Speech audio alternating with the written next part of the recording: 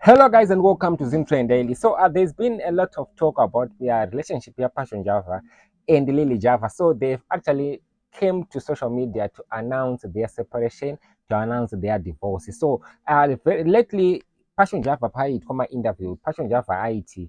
They are not separated yet, and they were actually still husband and wife, according to my recent interview. And airamba kuti akarambana nemukadzi wake, but according to their statements, Abanyora today, they have actually announced their separation. Statement Lily Java he actually confirmed kuti vanga vane time was separator, like what a lot of people in Zimbabwe assumed or speculated pamazuva apfuura, but Passion Java aizviramba zvake. So these are the two statements our poster. So I'm just going to read the first statement, which will give us a clue kuti I think vanga vagara vaseparated for some time. So this is Lily's a statement. So after prayer, counsel, and much reflection, I want to formally acknowledge that my marriage has been legally dissolved for some time. So anozoendera mberi vachitaura about taking care of vana vavo three sons vari kuti vachabatsirana kuita co-parenting vachiva available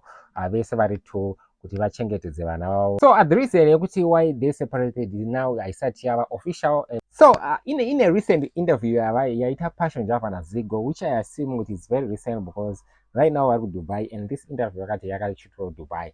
So this video was actually recorded before my announcement azoitwa separation, but the question also was not directed kuti why did he separate na Lily, but yanga iri kuti makamboitawo musikanzwa here kumachechi before or anything zvekuti angachibvunza nyaya related to nyaya dzamagaya. So according to his answer, he actually said first wife wake haana kuencounter that because anga ari very true to himself, anga asingaite zvasikana kana kuti asita sei, aingoita zvaiye chete, but musikana wake mukadzi wake wechitu ndiye akazopinda crossfire one or two events. So is it kuti that I had to assume kuti the second wife is Lily, but is it kuti encounter yayo ari kutaura yayo kuti ane musikanzwa yakazoita iyoyo, are they the reasons yekuti akabatwa naLily and then vakafunga kuti vakufana kuseparata? So I don't know. Let's listen to this video. Let's watch it to him achitaura about that situation and tell us.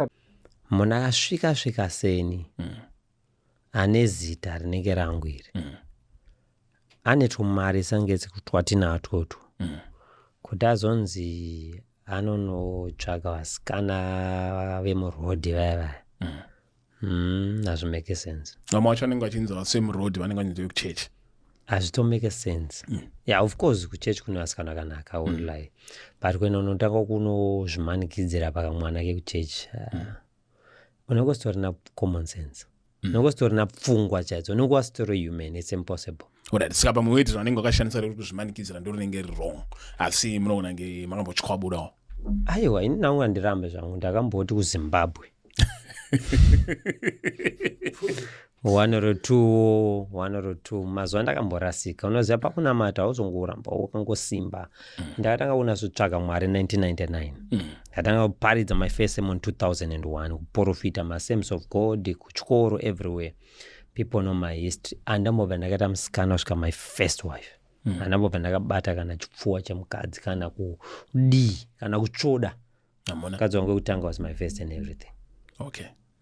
Saka wechituyu ndakazongopinda munyama kuti Zimbabwe ndakazongorasika mbichana, but vandakadzokaona Mwari handina any history yekuwana kana chiyazviti ndokubaona. But unoda anzigorere kungangurwa according to your professor. Kungangurwa according to your professor.